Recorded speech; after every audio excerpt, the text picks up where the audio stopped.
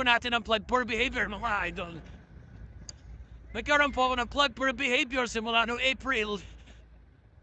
Ngayong September po ay nawala siya dahil sa aking ginawa. Una po nagpura lang po ng mga videos, pero hindi po effective yun. Ang ginawa ko po number 1, ay binura ko po ang mga video lahat, mga idol.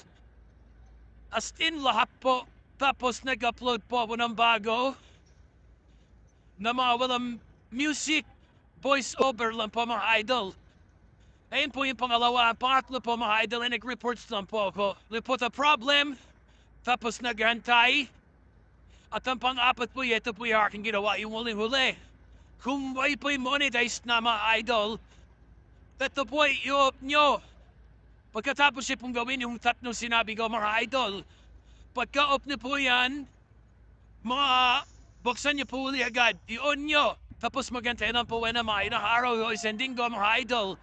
Iyan po, salamat po, sana po ay makatulong sa makaranas ng plug for behavior na mabigat na parusa ni Facebook, mga idol.